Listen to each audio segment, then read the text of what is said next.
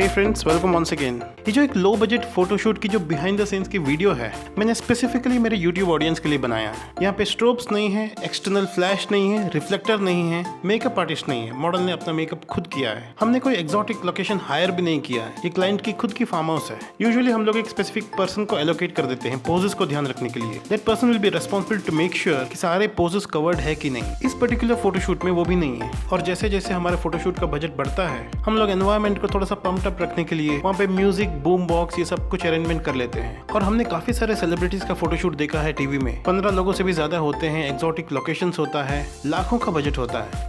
ये particular video बनाने का मकसद सिर्फ ये था कि अच्छा पोर्टफोलियो फोटोज क्लिक करने के लिए हमें हाई बजट की ज़रूरत नहीं है और ये किसी भी चीज़ की ज़रूरत नहीं है। What we need is a model, a photographer, a body and a lens. आप में से काफ़ी सारे बिगिनर फोटोग्राफर्स को ये लगता होगा कि काश मेरे पास रिफ्लेक्टर्स होता, स्ट्रोब लाइट्स होता, बहुत बड़ा टीम होता, then we would have created beautiful pictures. लेकिन वो बात नहीं है। सिर्फ एक कैमरा और एक लेंस के साथ you can make beautiful pictures. मतलब अगर आपको मेरे पिक्चर्स अच्छे लगे तो आज मैं आपके साथ सारी डिटेल शेयर करने वाला हूँ that goes into your portfolio shoot. Stay tuned, and तक देखना, बहुत सारी इंपॉर्टेंट इन्फॉर्मेशन है। इस वीडियो में हम लोग टेक्निकली काफ़ी सारी चीज़ें सीख लेंगे, लेकिन उसके बावजूद जो फाइनल फोटोज़ होते हैं ना, आपकी जो क्रिएटिविटी है, चॉइस ऑफ पोजेस है और आप किस तरीके से कंपोज करते हैं, ये बहुत फ़र्क पड़ जाता है। मैंने बहुत सारे टेक्निकली बहुत साउंड फोटोग्राफर्स को देखा है यूट्यूब चैनल्स में, हिंदी चैनल्स, इंग्लिश चैनल्स, इन सब में ऐसे बहुत सारे लोग हैं जो टेक्निकलिटी को बहुत अच्छे से जानते हैं। इनफैक्ट मैं उनसे काफ़ी कुछ सीखता भी हूँ, but when I see their final results, वो उतना प्रोफेशनल नहीं होता और उतना क्लासी नहीं होता है वो। तो आप हमेशा ध्यान रखना, आपकी कंपोजिशन, आपकी टेस्ट, आपकी आर्ट, ये सब कुछ बहुत मायने रखता है। जब भी हम किसी फोटोशूट के बारे में सोचते हैं, सबसे पहले we have to think about the preparation. Preparation एक ऐसे फेज होता है जो हम स्किप कर सकते हैं, but if we are well prepared, definitely it's gonna make a huge difference. मेरा जो काम करने का तरीका है, वहाँ पे प्रिपरेशन बहुत मायने रखता है मेरे लिए। और फोटोशूट्स में प्रिपरेशन क्या होता है? You have to know the model, you have to get introduce to the model. Male model हो या फीमेल मॉडल हो, you have to talk to the person.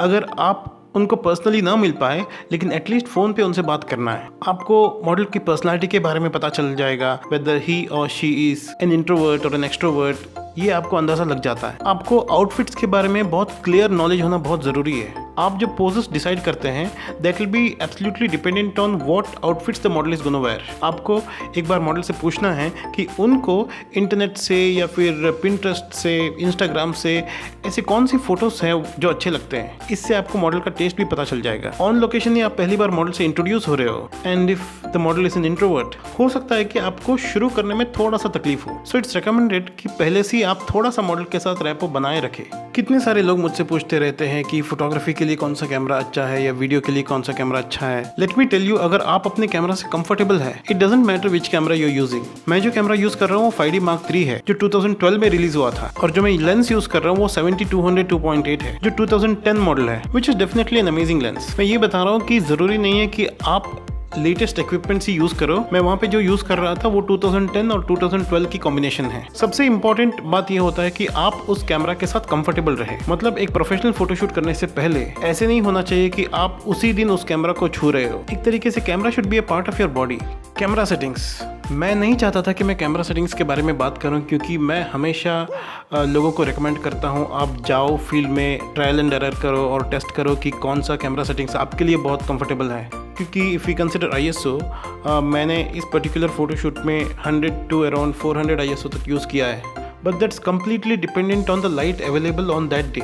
वो एक स्टैंडर्ड नहीं है। हो सकता है कि मैंने ISO 100 से 400 तक यूज़ किया है, लेकिन ज़रूरी नहीं कि आप भी वही यूज़ करो। अगर मैं एपर्चर के बारे में बोलूँगा तो 70-200 में 2.8 तक एपर्चर है, तो मैं 2.8 ही 90% ऑफ द टाइम्स यूज़ किया हुआ है। लेकिन मैं ये नहीं बोल सकता कि आप भी 2.8 यूज़ करो। हो सकता है कि कोई सिचुएशन में आपको 3.2 यूज़ करना पड़े या 4 यूज़ करना पड़े, वी डोंट नो।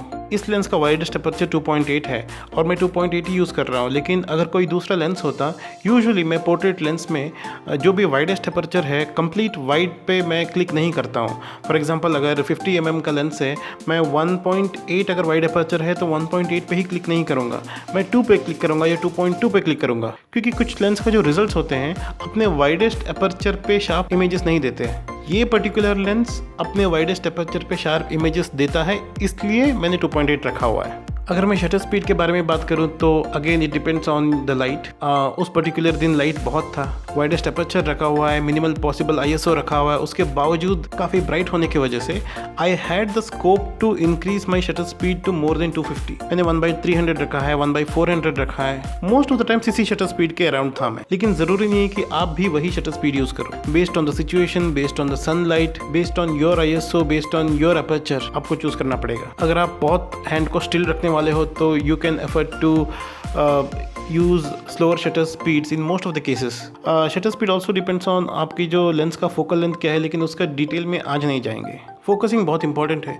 जब भी हम कोई पोर्ट्रेट को देखते हैं तो हमें वो शार्प तभी लगता है जब वो सब्जेक्ट की आंखें बहुत शार्प है। ऑब्वियसली सब्जेक्ट अगर बहुत दूर रहता है तो हमें एग्जैक्टली आंखों पे फोकस करने की ज़रूरत नहीं है, हम लोग फेस पे भी फोकस कर सकते हैं। और जब मॉडल पास है और डायरेक्टली नहीं देख रही है, वो इधर और उधर देख रही है, देयर इज अ पॉसिबिलिटी सिर्फ एक ही आई फोकस में हो। और जब एक आई फोकस में होता है तो आपको हमेशा याद रखना है जो आई कैमरा के पास है that should be the sharpest. कुछ लोग फोरग्राउंड एलिमेंट्स रखते हैं, जैसे कि लीव्स रखना या फ्लावर्स रखना, वो थोड़ा सा ब्लर हो जाता है आगे, लेकिन मैं 95% ऑफ द टाइम्स वो नहीं करता हूँ। कहीं ना कहीं एक प्रोफेशनल फोटोशूट में वो थोड़ा सा अजीब लगता है।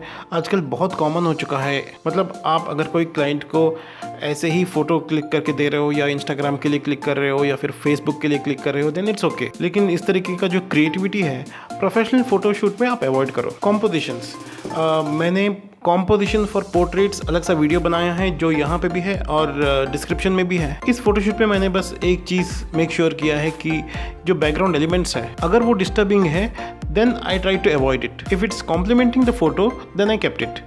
जो भी हमने लोकेशन यूज़ किया था वो एक अंडर कंस्ट्रक्शन साइट था, so obviously it was not a very amazing location, लेकिन एक एडवांटेज था, इट वाज बिग इनफ। और बड़े लोकेशन में आपका एडवांटेज ये होता है कि सोचो आप एक तरीके से शूट कर रहे हो और एक पर्टिकुलर बैकग्राउंड मिल रहा है, and if you want to avoid that background और have a different background for a different photo, तो आप थोड़ा सा अलग एंगल से क्लिक करो तो एक अलग ही बैकग्राउंड आपको मिल जाता है। सो इस तरीके से आप मेक श्योर कर सकते हो कि आप हर एक फोटो को स्लाइटली आप बैकग्राउंड का वेरिएशन रखो। और हमेशा एक चीज़ ध्यान रखना, it's a very incorrect thing to make the model face the sun. कम ISO रखना है और फास्ट शटर स्पीड रखना है, मुझे लाइट चाहिए, ये सोच के if the client is facing the sun will have two big issues. एक मॉडल बहुत ओवर एक्सपोज हो जाती है, दूसरा model becomes very uncomfortable because she'll be facing the sun. और अगर हम टाइम की बात करें, बोलते हैं कि अर्ली मॉर्निंग और जो सनसेट की टाइम होता है वो काफ़ी अच्छा होता है और डेफिनेटली होता भी है, बट प्रॉब्लम ये है कि ये जो ब्यूटीफुल लाइट होता है ना वो 1 घंटे से ज़्यादा नहीं रहता है। जैसे हमें लगता है कि we are getting beautiful light, within no time dark हो जाता है और हम लोग एक्सपेक्ट करेंगे कि 4 से 5 घंटे का फोटोशूट करें हम, और ये पॉसिबल ही नहीं होता कि एक सेशन में वो कंप्लीट करें। मैं प्रोफेशनल फोटोशूट की बात कर रहा हूँ। अब ये तो पॉसिबल नहीं है कि आप 2 hours in the morning, 2 hours in the evening, 2 hours on the next day, इस तरीके से करो। आपको पूरा फोटोशूट एक साथ कंप्लीट करना पड़ेगा।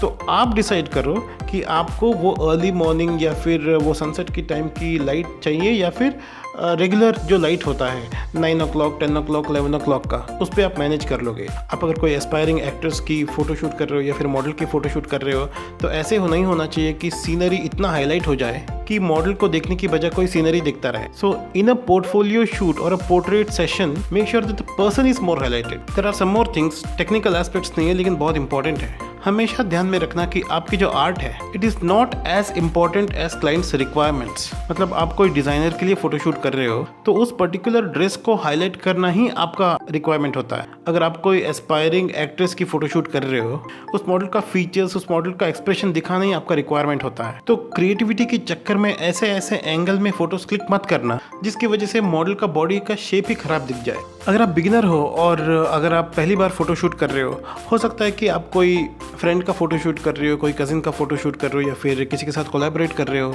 मैं तो रेकमेंड करूंगा, if it is your first shoot, do not promise more than 5 photos. Gradually जब आपको कॉन्फिडेंस आएगा कि मैं मिनिमम इतना फोटोज डिलीवर कर सकता हूँ विच आर रियली गुड, तभी आप नंबर्स इंक्रीज करो। हो सकता है कि कुछ क्लाइंट्स आपसे रॉ फाइल्स पूछे, that's absolutely up to you. मैंने कभी भी क्लाइंट्स को रॉ फाइल्स नहीं दिया है, मुझे वो अच्छा नहीं लगता। अगर दिया भी है तो it's for selection, it will be compressed files with huge water marks, वो यूज़ भी नहीं कर सकते कहीं पे भी। जैसे जैसे आपका एक्सपीरियंस बढ़ता जाएगा वैसे ज़रूरी नहीं है कि नंबर ऑफ फोटोज़ जो डिलीवर करते हैं वो वैसे ही बढ़े, क्योंकि depends on so many things. आपका कितने आवर्स का फोटोशूट है, कितने आउटफिट्स है, 4-5 घंटे में आपका कितना एनर्जी है, आप कितना पोजेस की वेरिएशन कर सकते हो। All these things comes into picture when you decide on the number of photos which you are going to deliver. Thank you so much for watching this video. I hope ये सारे photos आपको अच्छा लगा हो। I hope मैंने जो भी कहा है, जो भी इन्फॉर्मेशन इस वीडियो में दिया है आपको अच्छा लगा हो, बिहाइंड द सीन्स आपको अच्छा लगा हो। और थैंक्स अगेन, टेक केयर।